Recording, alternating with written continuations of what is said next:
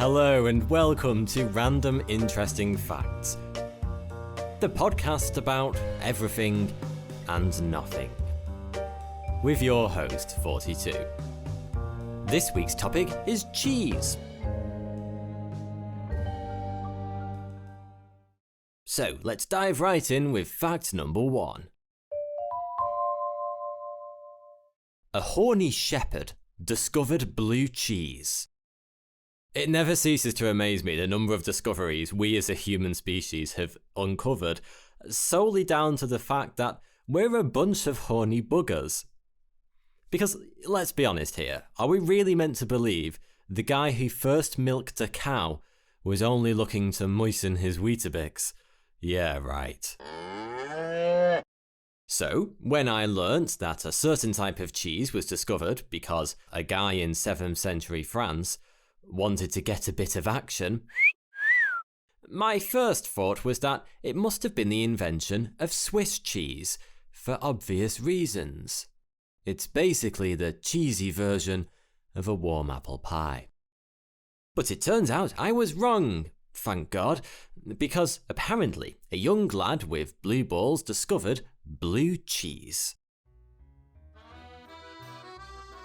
According to the legend, this young shepherd was busy minding his own business one day, just about to tuck into a nice lunch he'd bought for himself of bread and cheese, when, all of a sudden, a fair maiden appeared.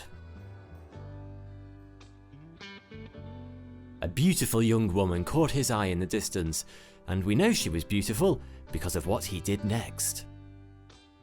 He abandoned his lovely lunch of bread and cheese in a nearby cave and chased after the poor girl. And I don't know about you, but it takes a hell of a lot to tear me away from my lunch, so she must have been at least a solid 7. Sometime later, he returned empty-handed. We don't know quite how long he was gone for. Some say hours, some say days. But when he returned, he'd clearly not hit it on with his love interest / victim. For her sake, I hope it wasn't days.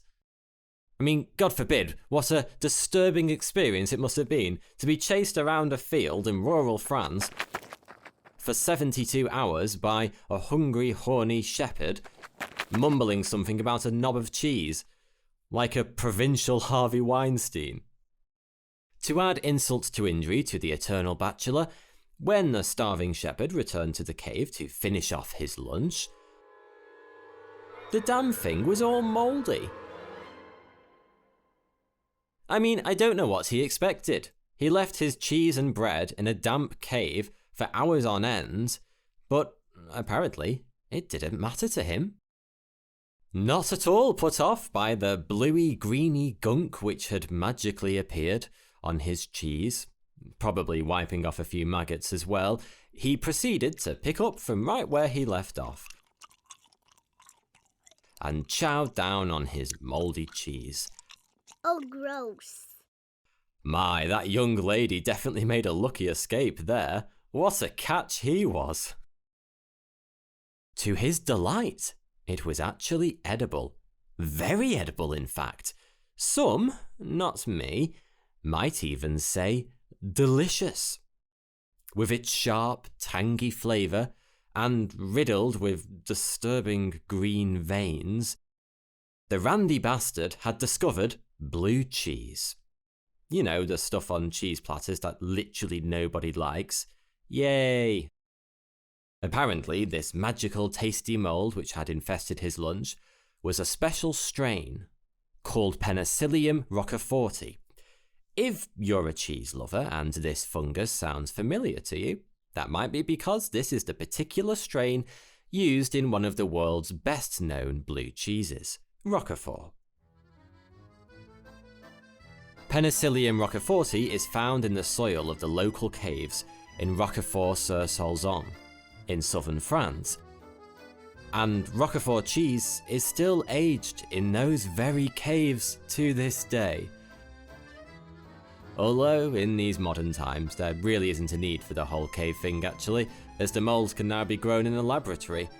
and simply added to the cheese as an aerosol, through holes poked through the rind. Delicious. Next up, moments from history.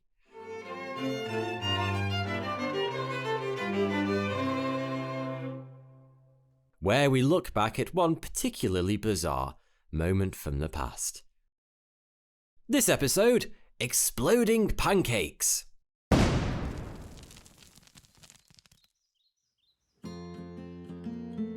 Now, have you ever woken up one Saturday morning, strolled to the kitchen to make yourself some delicious pancakes, sat down, grabbed a fork, and boom!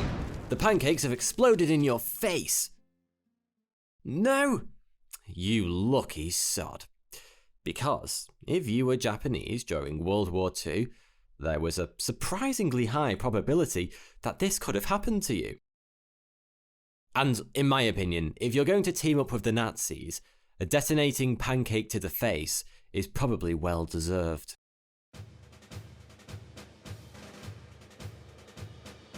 In 1942, Europe was at the height of Nazi expansion. But over to the east, Asia was having problems all of their own. Japan was having a good go at being a superpower and was aggressively swallowing up Asia. Meanwhile, a technological acceleration was underway by the Allies to try and fight back. And what was America's answer to stop the Japanese at their little expansion game? Exploding breakfast, of course. Obviously. George Katiakowski was a Ukrainian-American physical chemistry professor at Harvard University. And to say he was an important figure during World War II would be an understatement, because he was a prominent participant in the Manhattan Project. For those of you unfamiliar, this was the special organisation set up to try and invent a new type of weapon. And oh boy, well, little boy, did they deliver. They only went and created the atomic bomb. Nuclear warfare aside, George was given the assignment of creating an explosive that could be smuggled through Japanese checkpoints and reach the Chinese resistance fighters. That meant no ticking time bombs, and certainly no fuses sticking out of boxes. Unfortunately, he didn't go with my nuclear bomb Rice Krispies idea. Snap, crackle, and boom. But his loss. Instead, he went with the next best thing, and something a bit more inconspicuous, to be fair. George chose a non-toxic explosive named HMX, or, as it's sometimes beautifully referred to, as Her Majesty's Explosive, which just sounds like the coolest James Bond weapon. He added this deadly agent into bags of flour and named it Aunt Jemima, which was also a popular brand of pancake flour at the time and would hopefully go undetected by Japanese custom officers in China. It was all going well, actually, until one day a member of the Chinese resistance had the inspired notion of using the Aunt Jemima flour to make special muffin bombs. Seriously, his idea was simple. Bake some delicious looking muffins out of the exploding flour, put a blasting cap on it, and go and blow something to pieces. Sounds great, right? Well, it should have been, except for one tiny issue. Who was going to make all those murder muffins? It takes quite a long time to make muffins, and when you're chucking them at the enemy several times per minute, you get through them pretty quickly. And then you have to account for all the ones that the resistance fighters have had a little snack on. Never to be seen again. So, a Chinese cook was found, one who was willing to handle such dangerous ingredients. The instructions should have been easy to follow. Make a batch of exploding muffins, and for goodness sake, don't bloody eat any. I mean, the chef really ought to have worked that last bit out for himself. Sure, it looked like normal flour at a quick glance, but a more careful examination would have immediately proven you wrong. The flour mixture was gritty and certainly didn't look edible. Nonetheless, the resistance members thought it best to warn the chef not to eat the muffins, stating that they were poison, do not eat them. What they didn't consider, though, was just how delicious they would look when they came fresh out of the oven. Speaking of the oven, you might be wondering how it could be possible to even contemplate baking with explosive flour. Surely the second the batter comes into contact with heat, it would just take your face off along with the oven, right? Well, usually you'd be correct. And you should probably note that down as a life lesson, along with don't eat yellow snow. But in this instance, you'd be wrong. You see, what made HMX, the explosive used in the flour, so unique, and one of the reasons why they chose it, was that it has a very high heat resistance. So you can bake it just fine, and it doesn't explode in your face. Hooray! Anyway, back to the Chinese chef who had a hankering for some gritty gunpowder muffins. Once they came out of the oven, looking too good not to eat, he began thinking to himself that maybe the reason he was warned not to eat one wasn't because they were actually dangerous, no, but because the Chinese resistance fighters wanted them all for themselves. Long story short, he ate one. And he almost died. This proved a serious problem for the ease of the flour going across checkpoints. Because if any Japanese officers were even slightly suspicious of the flour mixture being imported in, a quick-fire way to ease those concerns would be to prove that the flour is indeed edible by baking it into a delicious treat, consuming it, and proving it doesn't kill you. Who else has the delightful imagery of World War II Japanese border patrol baking cakes in a little hut? No, just me? Okay. So, a modification to the flour was soon developed that contained just enough HMX for an effective weapon when used correctly, but not enough to destroy your intestines when consumed. This Goldilocks zone of dynamite batter was baked into an array of baked goods. Everything from bread, muffins, and pancakes. Although it strongly wasn't recommended, for obvious reasons, there were times when the flour was even used to feed the resistance fighters when supplies were low, and there was nothing else to eat. I dread to imagine the state of the bathroom the next morning. And the best part, any unwanted leftover food made from the flour could just be repurposed and used as explosive devices. The explosive flour was used everywhere from landmines to blowing up bridges, and the whole time, the Japanese had no idea that the explosive material was being shipped in right under their noses. Over the course of the war, 15 tons of Aunt Jemima flour bags were used. And the rest, as they say, is history. We won. Sorry, don't know what got over me there.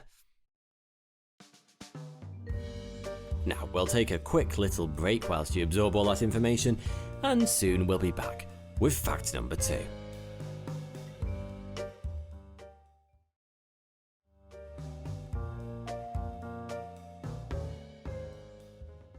Fact number 2.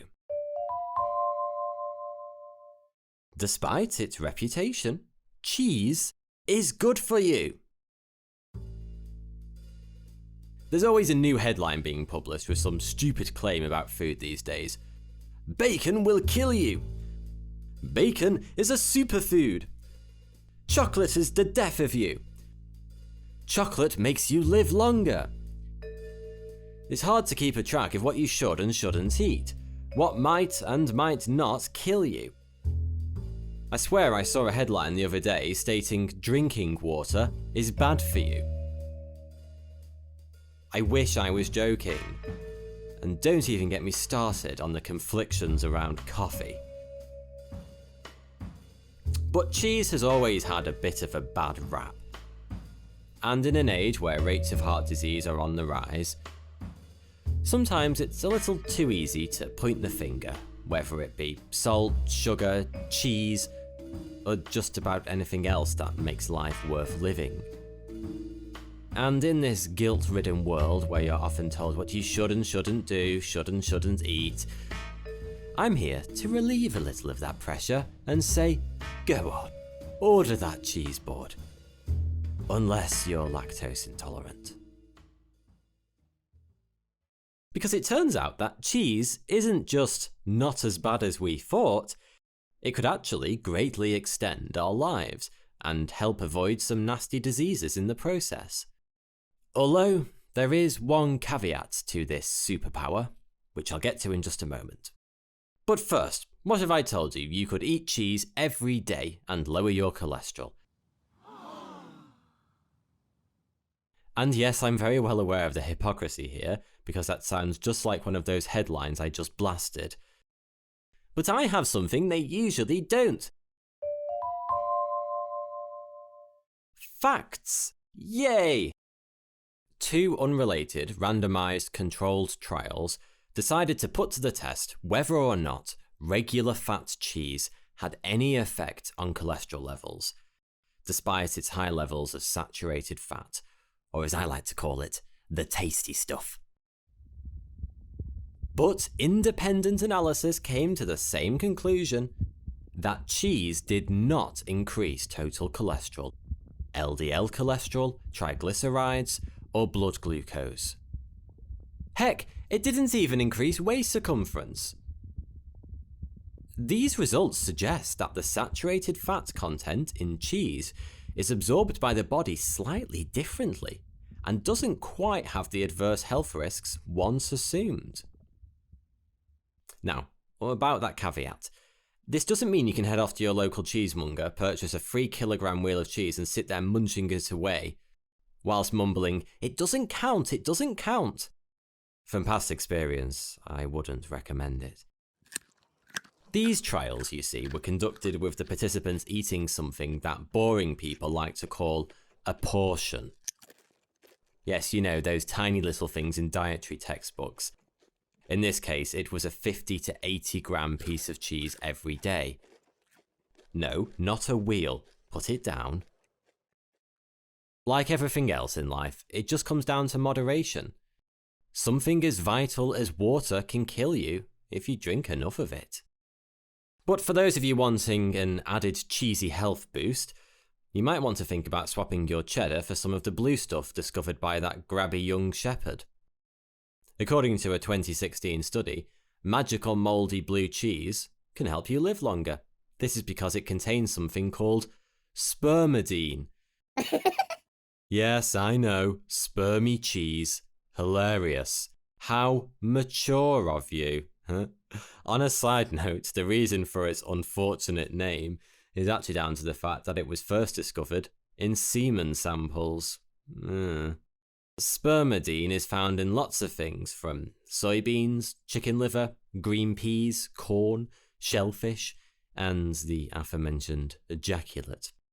High levels of spermidine in your diet are associated with reduced blood pressure and fewer incidences of heart disease. You hear that, ladies? We're just trying to help you live longer. Fact number 3. Cheesy dreams might not be a thing at all.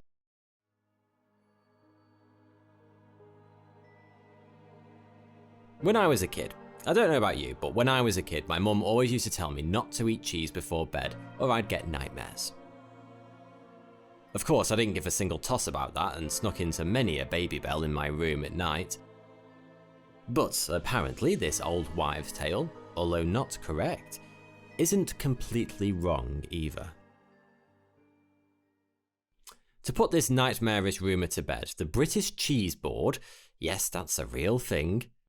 I'm not sure if they're aware of the irony of being called the Cheese Board, decided to investigate the connection between cheese and dreams. By the way, the fact that the following results were found by the British Cheese Board means we can't fully rule out a chance of a little bit of bias towards cheese-favoured results. So take all this with a pinch of halloumi. 200 volunteers took part in the study, which involved eating 20 grams of various cheeses 30 minutes before going to bed. Tough job, but someone's got to do it. Surprisingly, none of the 200 participants recalled having a nightmare. Fantastic news, surely that ends the debate, right? But just as the cheese board were about to put away their wheels of cheese and call it a day, the volunteers mentioned something else. 2/3 of them noted that they were able to recall the dreams they did have very well,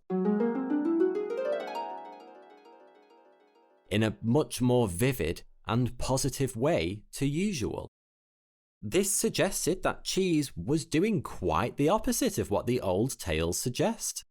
Instead of giving people nightmares, it was creating pleasant, memorable dreams instead. Delving deeper into the intricate details of their dreams, amazingly, there arose a pattern depending on which cheese the participant ate before bed. The cheddar group described dreams that involved celebrities and fame. Those who had a slice of Lancashire cheese had dreams related to work. Bad luck there. Those who ate red Leicester had nostalgic dreams regarding childhood.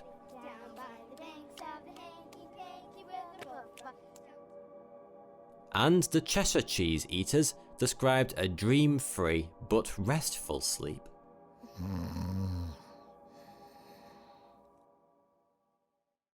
However, one cheese stood out amongst the rest, which resulted in some interesting experiences, and might be a reason why some mothers warn their children about eating cheese before their bedtime. Except for just wanting to make their child's life generally miserable. After eating this particular cheese, one lady recounted her disturbing dream featuring a vegetarian crocodile who is upset with her because he could no longer eat children.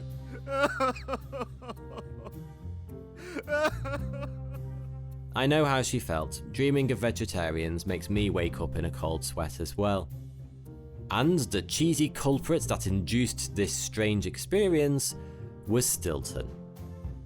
And she's not alone. 75% of men and 85% of women who were assigned Stilton as their pre-bedtime snack reported very odd dreams during the experiment. So, is there any science to support these strange findings? The short answer is no, at least not yet. Although science definitely does suggest a strong link between a good night's sleep and the consumption of cheese. So, that's something. And I'll literally take anything which tells me I can eat cheese as my midnight snack. It's all for the sake of getting my 8 hours of beauty sleep. Despite its reputation, cheese is often listed as a food to aid sleep, due to the fact it contains the amino acid tryptophan. Tryptophan is an essential amino acid which can't be produced by the body and therefore has to be absorbed through one's diet. It plays a vital role in the production of serotonin and melatonin, yes, the happy and sleepy hormones, respectively. So, if you're wanting to feel a little bit happier and sleep a bit better, why not eat a slice of cheese before bed? But not Stilton, unless you want to have a conversation with an alligator. Thank you so much for listening. I really hope you've enjoyed this episode. If you have, then please do rate, review, and subscribe because it really helps out the podcast. And if you have a random interesting fact, all of your own that you're just bursting to share with me, then tweet it at me using the hashtag RIF podcast. That's hashtag RIF podcast. And each week, I'll choose my favourite fan-submitted fact and shout it out at the end of the episode. Thanks.